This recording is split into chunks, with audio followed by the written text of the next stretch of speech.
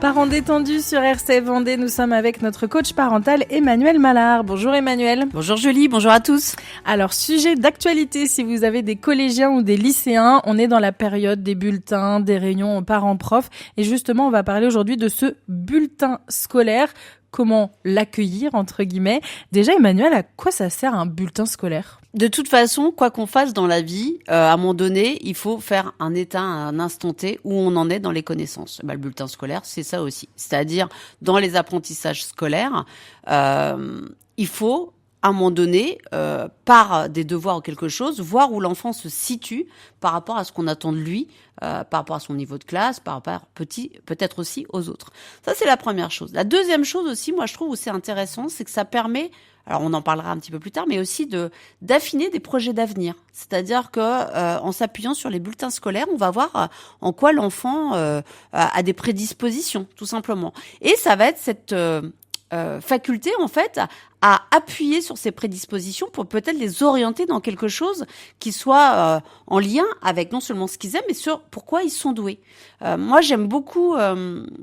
alors, je l'ai dit plusieurs fois, mais moi, j'étais prof d'anglais au départ ou prof de français à l'étranger. J'aime beaucoup la vision un peu anglo-saxonne de l'éducation scolaire, c'est-à-dire qu'on cherche à mettre en avant toutes les matières dans lesquelles les enfants sont bons.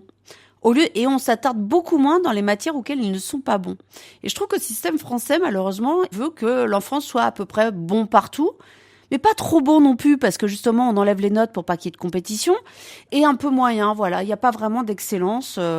Sauf que c'est hyper compliqué pour des enfants. Imaginons que vous avez, moi je parle même des enfants neuroatypiques, vous avez un enfant qui a une dyslexie, ce qui était le cas ce matin dans un de mes coachings que j'ai fait avant de venir ici pour l'émission, où la maman focalise énormément sur le français et l'anglais et l'histoire géo, alors que sa fille était dyslexique et dysorthographique et qu'elle était brillante dans les matières scientifiques. Je lui ai juste dit, mais on va peut-être porter un regard différent sur ce bulletin scolaire pour justement mettre en avant dans quoi elle est bonne et les matières où où elle a plus de difficultés, mais est-ce qu'on peut pas trouver une autre solution pour que ce soit plus facile pour elle ?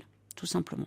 Et alors moi j'ai la vision bulletin de ce que j'avais à l'école. Je sais pas si ça a évolué depuis, mais il y avait ces notes, il y avait cette appréciation, un petit peu ce mot où c'est plus la perception du professeur. Ces deux évaluations ont leur rôle ? Ah, complètement.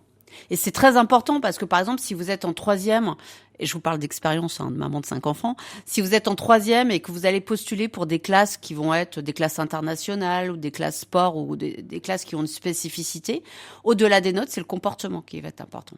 Et c'est les annotations à côté. C'est les avis. Donc, en fait, ce sera cette petite phrase que le prof va mettre au-delà de la note. Donc, la note, c'est une chose. Mais les avis à côté sont d'autant plus intéressants pour leur futur aux enfants. Et plus ça va avancer, plus vous allez vous rapprocher du bac et là, vous allez avoir Parcoursup qui va arriver et puis se focaliser peut-être sur d'autres écoles, des écoles différentes. Ça, ce sera important. Si vous avez un enfant qui a peut-être un peu plus de mal, mais où c'est noté, fait des efforts, travail constant, est persévérant, là, c'est un super bon signe. Si à l'inverse, a des bons résultats, mais n'en fait pas une ou fout le bazar dans la classe et tout ce qui va avec, il y a moins de chances que ça fonctionne.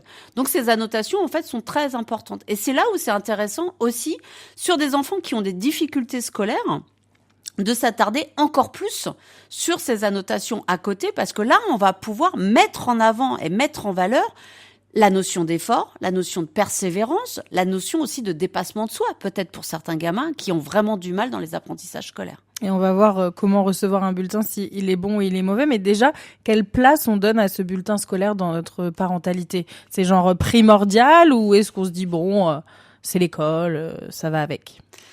J'ai fait les deux extrêmes. Ouais, mais ouais. Et je suis en train de réfléchir parce que moi, j'ai vécu les deux extrêmes. Je pense que avant la phobie scolaire de ma fille, c'était hyper important pour moi. C'est-à-dire que les notes, il fallait qu'elles soient au meilleur d'elle-même, au taquet, parce qu'elle avait beaucoup de facilité. Donc je voulais, qu'elle soit dans les meilleures. Si elle n'était pas la meilleure, ça dérangeait un petit peu. Elle a fait sa phobie scolaire. Et en fait, j'ai carrément changé mon regard sur le bulletin scolaire. C'est-à-dire que c'était plus si important que ça. En fait, l'éducation, les apprentissages scolaires, c'est qu'une partie de votre enfant. C'est pas un tout. Ça ne le définit pas, en fait. C'est-à-dire qu'on peut être... j'en ai parlé une fois, peut-être qu'on en reparle à un moment donné, sur les 8 formes d'intelligence. Il y a plein de façons d'être intelligent et de trouver sa place dans la société au-delà des apprentissages scolaires. Parce que le système scolaire n'en reconnaît que deux, la plupart du temps. Le verbal, linguistico-verbal, et puis le logico-mathématique. Et c'est tout. Et moi, j'ai vraiment pris du recul là-dessus. Par contre, moi, ce qui était important, c'est sur les bulletins scolaires, c'était le comportement. Donc, j'étais beaucoup plus... je faisais beaucoup plus attention au comportement, alors surtout avec celui-là qui avait un TDAH pour pas qu'il foute trop le bazar en classe. Mais je pense où là il faut se poser pour lire justement un bulletin scolaire, c'est vraiment voir que ça ne définit pas l'enfant, 2, de voir justement dans quoi il est bon, et ça c'est important aussi pour la valorisation derrière. 3, c'est lire les commentaires pour voir s'il y a des notions d'effort ou pas, et justement là c'est d'autres qualités qu'on va mettre en avant. Et 2, ne pas vouloir que son enfant vive une scolarité que vous n'avez peut-être pas eue. Et ça, c'est la grosse problématique, c'est ne vous mettez pas à la place de votre enfant. Laissez votre enfant vivre la scolarité qu'il doit vivre. Alors oui, peut-être avec des échecs, ça c'est évident. Mais en même temps, ce sera à votre enfant de prendre la responsabilité de ses échecs. Moi, j'ai eu un coaching une fois et ça m'avait marqué. J'avais avec un enfant qui voulait pas travailler du tout, qui avait plutôt des facilités. Il était en 3e et pour être accepté dans le lycée dont le papa voulait qu'il aille, le papa faisait les devoirs à la place de l'enfant. Vous vous rendez compte ? Parce qu'à un moment donné, et s'il n'était pas pris dans ce lycée, je suis sûre que le papa, alors après que j'ai fini le coaching, je ne sais pas ce qu'il en est, mais je suis sûre que le papa l'aurait vécu comme un échec personnel. Les enfants ne sont pas un prolongement de vous-même. C'est des entités à part entière, c'est des êtres à part entière. Donc ça veut dire que s'ils ne travaillent pas, ils récoltent aussi, justement, ce qui va derrière. Donc oui, parfois, écoutez, avoir une mauvaise note, c'est peut-être une prise de conscience pour lui qu'il faut qu'il change quelque chose pour l'enfant. Les notes de votre enfant ne sont pas les vôtres. Ça, c'est une évidence. Vous, votre rôle à vous, c'est simplement de poser le cadre pour qu'il y ait un temps de devoir à la maison. C'est de vérifier que le travail est fait jusqu'à un certain niveau, parce qu'on va voir qu'à l'adolescence, ça devient plus compliqué. Mais votre rôle à vous, c'est de poser ce cadre-là. Tout simplement. Mais si on a la sensation qu'il se rend pas compte, il prend pas en considération l'importance de l'école. Ça arrive très fréquemment. Mais là, dans l'idée, c'est qu'il faut que ça rentre tout petit dans sa routine de vie. Dans sa routine du soir, c'est de telle date à telle date, il y a de telle heure à telle heure, il y a les devoirs à faire. Et au-delà de ça, il va falloir encore une fois appuyer le cadre et les règles que vous allez mettre en place sur vos valeurs. Moi, cette idée de faire ses devoirs, tu fais tes devoirs, mais c'est pas respect pour l'enseignant. L'enseignant, tu crois qu'il vient en cours, il donne tout ça, et qu'en contrepartie, toi, tu fais pas. Mais t'es pas respectueux. Et c'est pour ça que c'est super important, et j'en parle pour une énième fois dans ces émissions, mais identifier très fort ces valeurs très tôt, ça permet justement d'appuyer toutes ces règles sur ces valeurs, et là, on n'est pas dans « tu dois faire tes devoirs, t'as pas le choix ». C'est, écoute, là, les devoirs, c'est non négociable. Pourquoi ?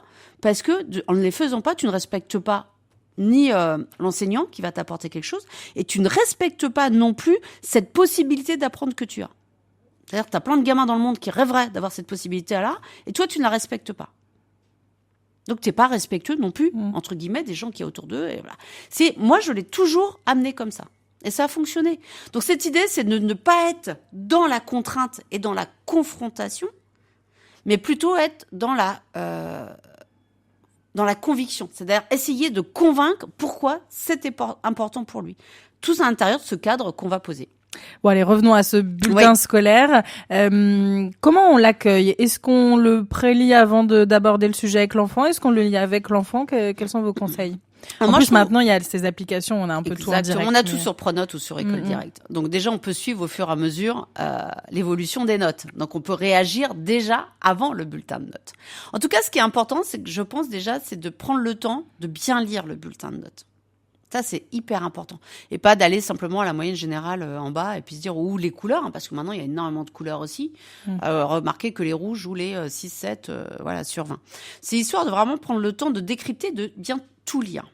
Et là, je trouve où c'est intéressant aussi, c'est de prendre un petit peu de recul, mais que le bulletin soit bon ou pas bon, pour pouvoir se poser et avoir justement évacué les émotions premières que vous allez vivre.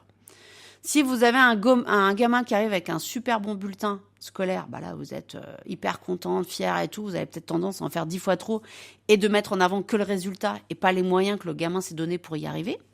Et de la même façon, si vous avez un bulletin catastrophique et que là, vous allez dire « ouais, c'est pas possible » et hop, vous êtes dans la punition et la sanction. Donc, des deux façons, c'est pas bon. Donc, prenez le temps de réfléchir en disant « tiens, en fait, Loulou, j'ai reçu ton bulletin scolaire ce matin, on en parle ce soir. » Ou on en parle demain, quand on sera tous ensemble avec papa, on se fait un petit débrief. Et l'idée, c'est ça. Donc, déjà, prendre du temps là-dessus. Donc, si il est bon, comment on réagit? Alors, si il est bon, là où ça va être intéressant aussi, c'est... Alors, vous allez réagir en fonction de votre enfant, mais vous pouvez, c'est certain, montrer que vous appréciez que votre enfant, parce que c'est toujours valorisant, ça c'est une chose. Mais surtout, on va insister pour valoriser l'effort plutôt que le résultat. Pourquoi? Parce que là, si vous avez quand vous avez un très bon bulletin, il est possible que votre enfant, en fait, ait cet esprit de perfection ou cette volonté ou cette angoisse de performance qui va chercher tout le temps à avoir plus. Ça dépend vraiment de votre enfant. Donc, avec des enfants comme ça, vous n'allez pas insister sur le résultat. Oh, t'as 17, c'est super. Et là, vous allez entendre, enfin bon, j'aurais pu avoir 18. Ça va pas marcher. Donc, insistez plutôt sur l'effort que l'enfant a fait pour arriver à ça. Et là, et son attitude à l'école, le fait qu'il ait que des compliments sur sa participation en cours, sur le fait qu'il est toujours à l'heure, enfin, différentes choses. On va faire des compliments descriptifs là-dessus. Essayez de pas focaliser sur le résultat. Ça, c'est une chose. Deuxième chose, le fait de voir plus, en fait, l'effort et non pas le résultat, on va insister sur la continuité de l'effort. Parce que là, ça va être en lien aussi avec quelque chose. Imaginez, on est au premier trimestre, Noël arrive, et certains parents vont dire, si tu as bien travaillé à l'école, à Noël, tu auras ton scooter, tu auras ton smartphone, tu auras ce que tu veux. Je parle bien sûr des enfants au collège et lycée. Là, l'idée, c'est que le gamin, il a peut-être bien bossé, mais parce qu'il avait une carotte. Ok ? Mais est-ce qu'il va avoir une carotte à chaque fois ? Donc là, on va valoriser l'effort de l'enfant. Mais moi, de par mon expérience et surtout par ce que je vois aussi en coaching, éviter la surenchère de récompense, quoi. C'est-à-dire surtout ne promettez rien en amont parce que ça fait carotte. Et imaginez la déception de l'enfant s'il l'a pas. Pourquoi il aura envie de continuer à faire des efforts? Parce qu'il a fait des efforts, mais il n'est pas arrivé au niveau que vous souhaitiez. Il va arrêter ses efforts. Parce qu'il sait de toute façon son scooter, il l'aura pas. Parce que le 14 de moyenne, il l'aura pas. Il n'arrivera pas à l'avoir. Et puis surtout, c'est donner le goût de l'apprentissage. Après ça, c'est un recul d'adulte où maintenant on se dit, mais c'était génial l'école, on apprenait plein de choses. Mais à ce moment-là, des fois, ça paraît chiant. Et puis c'est surtout cette idée de, on travaille pour soi et pas pour les autres. Et plus tard, ça servira à ces enfants dans leur vie de tous les jours. Est-ce que ce que vous le faites pour faire plaisir à quelqu'un ou vous le faites pour vous-même?